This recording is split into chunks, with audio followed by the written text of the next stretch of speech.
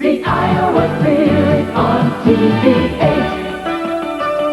It's 12 o'clock. And now from TV-8, where news is number one, Mollie Cooney, John McLaughlin, and Mary Brubaker. This is TV-8 News, live at noon.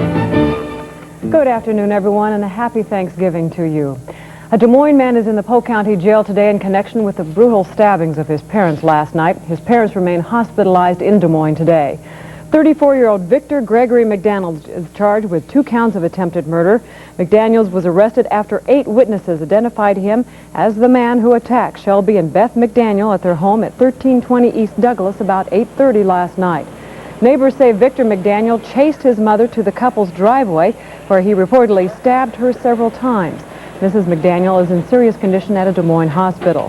Her husband, Shelby, suffered a cut throat. He is listed in critical condition. Victor McDaniel made his initial court appearance this morning. He's being held on $115,000 bond. Police are investigating the reason for the outburst and the stabbings. An 8-month-old baby girl remains in critical condition today with burns suffered when bedding in her playpen caught on fire. Crystal Flanders suffered 1st and 3rd-degree burns on her stomach, chest, and arms. The baby's mother, Jennifer Schemmerhorn of 1915 Pleasant, was in another room when the fire broke out early last evening. Fire officials say the playpen may have been set on fire by a 2-year-old child playing with matches or a cigarette lighter. The U.S. Navy has had another accident 1 week after an unprecedented safety stand-down. The U.S. 6th Fleet says a Marine helicopter crashed and sank yesterday in the Mediterranean about 20 miles off the Spanish coast. A Navy spokesman says the chopper was on a routine flight from the helicopter carrier USS Iwo Jima when it went down, and the search is underway today for the 2 crewmen. Last week, the Navy halted almost all operations to review safety after 10 accidents and 10 fatalities in just 3 weeks. Dozens of workers in Lebanon are participating in a strike today following the assassination of President Rene Mouawad yesterday. The newly elected leader and 23 others were killed yesterday in a car bombing. Police say thousands of Lebanese, both Muslim and Christian, have fled the city, afraid the killing will trigger renewed violence between Syrian and Christian forces. Today is Thanksgiving, and celebrations are already well underway here and around Des Moines. At Plymouth Congregational Church, some 120 church members dressed in traditional pilgrim costumes for their annual Thanksgiving service. The service included the retelling of the Pilgrim Saga and remarks by Governor Terry Branstad, who attended with his family. Another tradition in Des Moines and across the country is serving hundreds of meals to the homeless or those without families nearby. TV-8's Jill Kelly is live at the Door of Faith in downtown Des Moines with more on this annual dinner. Jill? Well, Molly, as you know, the workers and volunteers here at Door of Faith serve hundreds of Thanksgiving meals every year to people who otherwise might not get them. This year they expect to serve about 350 turkey dinners. They've had hundreds of people streaming in here all morning since they opened. They also have experienced an influx of more volunteerism this year. They have about 80 volunteers. That's up from past years. They've also had huge donations of food. There were 41 turkeys donated and tons of other traditional Thanksgiving dishes that they will serve, that will feed people here at the Door of Faith Mission for the rest of the week. There are several other sites where people can get meals if they are unable to get their own today. Besides Door of Faith Mission here at 1006 Grand Avenue, there's the Bethel Mission at 1310 6th Avenue. They're open until 1 o'clock. Here at Door of Faith, they're open until 2. Highland Park Lutheran Church at 147 East Euclid is serving a Thanksgiving dinner. And Cottage Grove Presbyterian Church at 24th and Cottage Grove, both of those meal sites are open until 1:30. Joining me now is Andy Bales. He's the director here at Door of Faith Mission. Andy, I understand that you have had a huge influx of volunteers this year. Yeah, double the volunteers we had last year, and we had a great group of volunteers last year. We had people calling, and I told them they could help in shifts, but the rest of the time they just need to enjoy the meal and fellowship with the guests, and that's what's happening. Why do you think that you're experiencing this big wave of volunteerism? Well, I think you could look in the mirror and know that it's the media that has had a lot to do with it. The media painting the picture of the problem in Des Moines, the media showing what can be done about it, and people wanting to get part of it. People have a warm heart, and if they have a chance, they want to come down and help. I wish I had another project I could turn all this energy towards. I have a lot of energy here that's hard to manage. Well, I'm sure if there is something out there, you'll find something for them to do. I'm working on it. Now, also, there is still a need there, though, here in Des Moines. People might forget about the people that don't otherwise have a place to stay or a place to eat the rest of the year, but that's very obvious on Thanksgiving. Yeah, we can't forget it. We've got to solve the problems. There's a group going to start a family shelter soon. They're going to need volunteers. Yesterday, I spent my time delivering some Thanksgiving baskets to very poor housing, people without heat, electricity. Just got a family into a place in the nick of time last night, so we can't stop this kind of support until we get the problem under control. Thank you. Happy Thanksgiving. Thanks. Andy Bales, the director here at Door of Faith Mission, where they're serving several hundred Thanksgiving dinners today, and they will be serving here today until 2 o'clock, so if you need something, come on down. It's 1006 Grand Avenue. Back to you, Molly. All right, thanks a lot, Jill. Steve? A grocery store in Johnston this Thanksgiving Day is telling folks to leave the cooking to us. The Hy-Vee store there is roasting up complete Thanksgiving turkey feasts for people who would rather spend more time with family and relatives than doing dishes in the kitchen. Deli manager Kent Smith popped 57 turkeys into the oven early this morning to have the birds ready to go in time for noon dinner. Each feast costs $30 and includes dressing, potatoes, and gravy.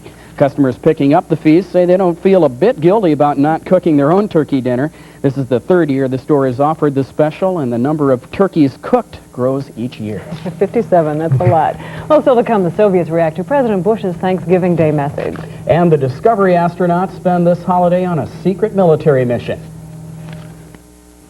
President Bush started his Thanksgiving holiday with an appeal to Soviet President Mikhail Gorbachev to end the Cold War. And reaction today from a Soviet spokesman is warm. More from Wyatt Andrews.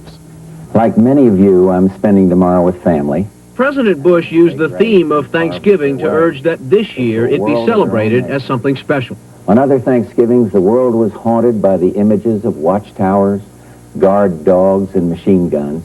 But now the world has a new image, reflecting a new reality, that of Germans, east and west, pulling each other to the top of the wall. The rhetoric seemed intended to answer those critics who said Mr. Bush has not led the West's emotional response to the newfound freedoms in Eastern Europe. To those who question our prudent pace, they must understand that a time of historic change is no time for recklessness. The peace and the confidence and the security of our friends in Europe, it's just too important. There were messages to Mikhail Gorbachev that the United States supports perestroika, but that Gorbachev should keep going, supporting change in his own country and free elections in Nicaragua. And word today that the Kremlin is taking yet another step toward reform. Soviet lawmakers today approved a law that will allow some businessmen to own the goods they produce. The legislation covers state-leased businesses and is aimed at increasing worker incentive and loyalty, traits now lacking in many Soviet businesses. Well, if you were lucky enough to find a cheap fare for the Thanksgiving holidays, count your blessings. The cost of flying is about to go higher. Several major airlines are planning to boost fares on most domestic routes. They're also going to eliminate discount fares used mainly by business travelers. A United spokesman says rising fuel prices are helping push up the ticket prices. Well, the 5-member crew aboard the Space Shuttle Discovery will be spending this Thanksgiving Day eating space-age turkey and dressing and also undergoing a secret mission involving a spy satellite. James Hattori has more on the late-night launch. Liftoff of the Space Shuttle Discovery for its Thanksgiving Day mission. It was the third nighttime shuttle launch, and Discovery lit up the sky, visible from the Carolinas to the tip of Florida. I think the team that performed it can be proud of it. The equipment was well prepared. It was a very smooth count, and we're just delighted with the results. Discovery's cargo, a $300 million satellite, will reportedly listen in on Soviet military communications and is similar to one launched in 1985. This mission marks the first time a black American, Colonel Frederick Gregory, is in command, and the first time two civilians, Catherine Thornton and Story Musgrave, are part of a military mission. The shuttle crew won't completely miss out on Thanksgiving. Dinner today includes turkey, cranberry sauce, and pumpkin bread. It's not going to be as good as being at Grandma's, so to speak, but we do the best we can to try to make it as home-like as we can. The thermostabilized turkey and gravy has enough preservatives that refrigeration isn't necessary if you don't mind eating everything in a baggie. It's believed the spy satellite was successfully launched late this morning. New York City today is experiencing its first white Thanksgiving in 51 years. a record snowfall for the date of nearly 4 inches. Snow caused numerous traffic accidents, including a 25-car pileup on the Long Island Expressway in Queens. However, it didn't stop the Macy's annual Thanksgiving Day Parade. Macy's employees worked through the night getting ready for the festivities, despite high winds that often dragged employees along the ground while trying to tether the big balloons while they were being inflated. Very unusual to see that there instead of here, but we're nice. That's right. It's cold. No white Thanksgiving here at all. Okay. It's cold, but believe it or not, there's a warm-up on the way tomorrow. I'll tell you all about it right after this.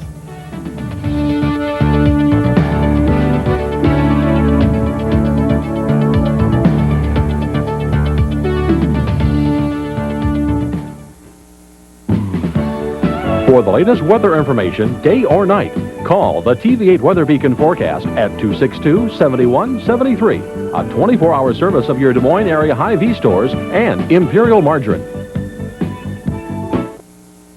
Happy Thanksgiving, everybody. It's a nice day to stay in there eating some of that warm food and staying warm yourself because it's not as nice as it looks out there. We do have sunny skies.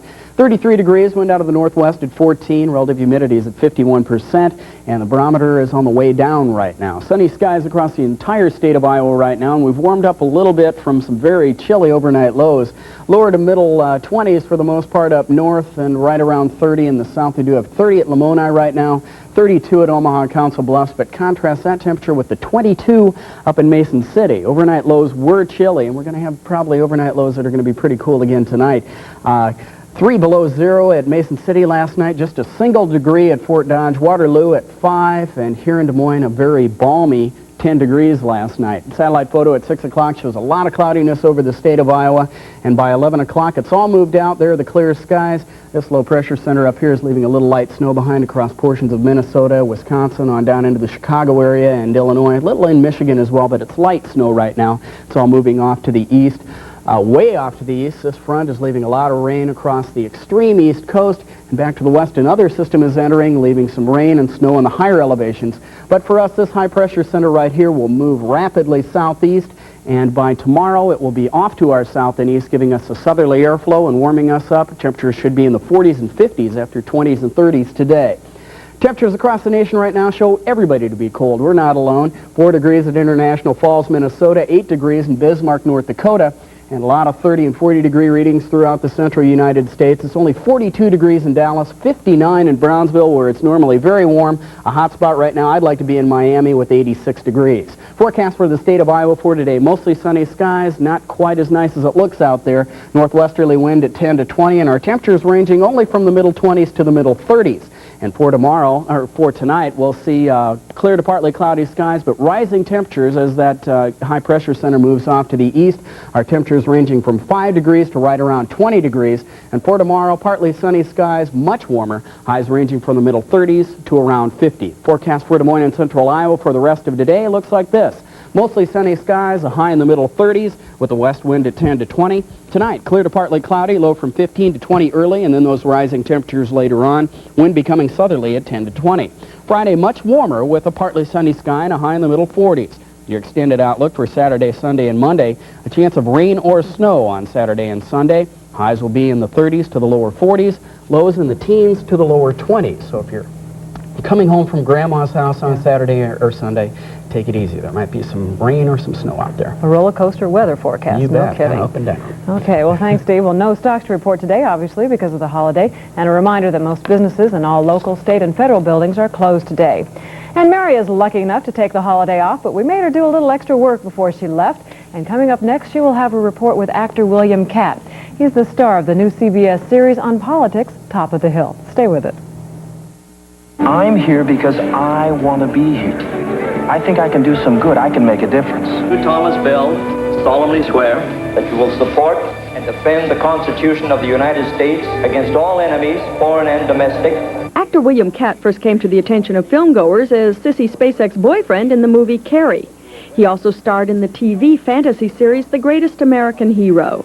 His other television credits include Pippin, The Rainmaker, and playing Paul Drake, Jr. opposite his mother in the television movie Perry Mason Returns. His other movies include First Love, Big Wednesday, and Butch and Sundance, The Early Years. Now Catt's in another Stephen J. Cannell series called Top of the Hill, in which he plays a young congressman. Top of the Hill is a terrific show, and I'm tickled to be a part of it. You know, the scripts are interesting and provocative and well thought out, and there's a lot of life and fun about this character. And he has Tom Bell has a real voice of concern for both him and for me. Adopted children are denied a fundamental right that most of us take for granted, and that's the right to know our natural parents. I don't think it will escape many viewers that you could fit right into the Kennedy clan type of politician. Is that intentional? Mm-hmm. To my mind, it is, yeah. Did you say you had been mistaken for a Kennedy? I was, oddly enough. Joe Kennedy. I guess from the back we looked similar. Yeah. Well, from the front a little bit. You're better looking. Are you ever mistaken for Robert Redford? Oh, I think... Don't be modest now. No. Yeah, there were similarities, but that's very seldom even talked about anymore. Really? It's very obvious on the screen watching you. Mother like daughter. You come from a second-generation show business family. Mm-hmm. Bill Williams and your mother, Barbara Hale. Mm-hmm. Did they discourage you or encourage you? Like all parents, they want to protect their children, and they say proceed with caution. And then as things as the cards started to fall my way, they were very happy about it. You know, it's always nice to watch your child be successful at whatever endeavor they're pursuing. You know, and they were like any parent. You know, they were happy about it. Did you want to do that? Had that always been an ambition? Growing up with something that's so familiar. Yeah, it was a slow seduction. I mean, I grew up on the set of Perry Mason and my dad's set, Kit Carson and stuff. You know. It was always there for me, you know. I don't think it was a serious decision on my part until I was already in college, you know. And then I fell in love with the theater and that family of individuals who comprise that, you know, a kind of microcosm. It is a special troupe, isn't it? Yes, I mean, it it's is. a wonderful world of... We're all circus performers, you know. That's basically what we are. Come down here full of outrage at what you don't understand. You are full of assumptions. You are exactly what is wrong with U.S. relations in Latin America. Tom Bell is the kind of congressman that I would like to have representing me. Is very much a free spirit. He's an individual who's full of life, who still looks at things in a fresh way with wonder in his eyes, you know, saying, he's not the kind of guy that says,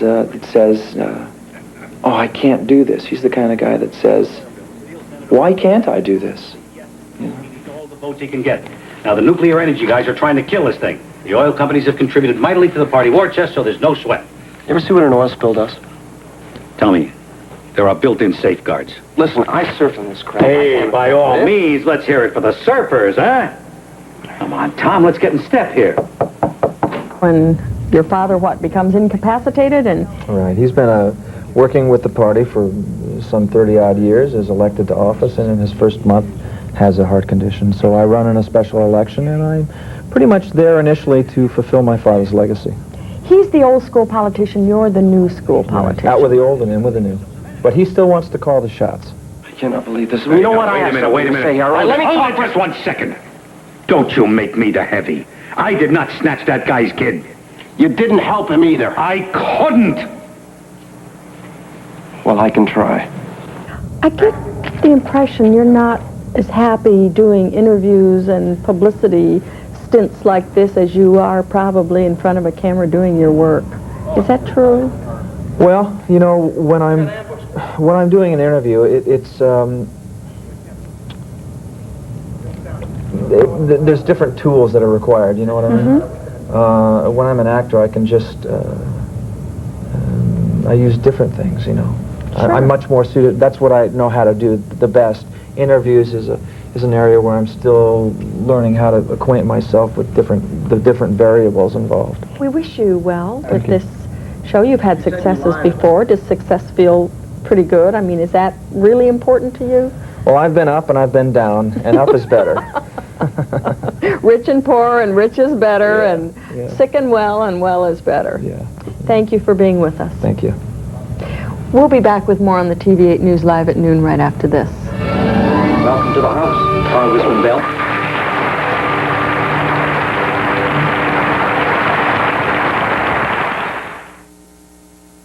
Well, not everyone has turkey on their minds this Thanksgiving holiday. For a California man, he likes a variety, as Carl Schweitzer reports. For the past 25 years, Bob Jensen has been raising some of the world's most exotic game birds. Well, we have the chucker, as you see, and then we have the Mongolian and the ringneck. And they're two different types of pheasants. The ringneck is what's called your blueback, and is very, very flighty, very good for hunters. And the Mongolian is a little larger and is better for meat birds and eating birds. Some of the birds are dressed and smoked for gourmet holiday tables, but the majority are sold to hunting clubs. And they release them in quantities, and then they have the hunters come in and they go out and they sport. And a lot of people come in and buy our birds and take them out and release them on their own farms. So they'll have them, and hopefully they'll habitat there. And some do. The chuckers do very good. These birds mature in about 20 weeks. Raising them, however, is labor-intensive. Besides feeding, eggs have to be collected up to a dozen times daily. And the pheasant isn't known for its pleasant disposition. You can see the yellow hood on this bird's head. That is not natural. That is a cover, so it doesn't eat other birds. These birds are cannibalistic and quite mean. Oh, you bet. You bet they're mean. Last year, Jensen said he was retiring from the business, but he's still in it. And at this rate, perhaps so for another quarter century. Reporting from Bakersfield, California, Carl Schweitzer for CBS News. And more health news today regarding coffee and cigarettes. If you perk your coffee, a new study says your blood cholesterol level may rise. That finding is part of a report published in the New England Journal of Medicine. Scandinavian research says people who drank percolated coffee for 9 weeks experienced a 10% increase in their cholesterol levels, but the levels remained steady for those who drank filtered coffee. And in the same journal, a new study suggests that secondary cigarette smoke may be harmful for victims of heart disease. The report says very low levels of carbon monoxide could trigger potentially hazardous oxygen shortages in heart disease sufferers. Let's take a look now at the weather for the holiday. Okay, we have mostly sunny skies right now, and they're going to stay that way. We'll have a high in the middle 30s. Tonight, clear to partly cloudy, low from 15 to 20 early, then steadier rising temperatures. And for Friday, on your way back home from Grandma's house, Friday, and much warmer with a partly sunny sky and a high in the middle 40s. Right now, sunny skies and 33 degrees in Des Moines. And coming up tonight at 6, we'll have more on the suspect arrested in the stabbings of his parents in Des Moines overnight. We'll see how Central Iowa is spending this Thanksgiving holiday. And Dana Cardin will report on how one establishment is serving nearly 60 turkeys today. Tomorrow at noon, be sure to join us. Mary talks with time management expert Michael Fortino about how to get organized. Let's get organized and go home for turkey dinners. That's right. Everybody have a happy Thanksgiving.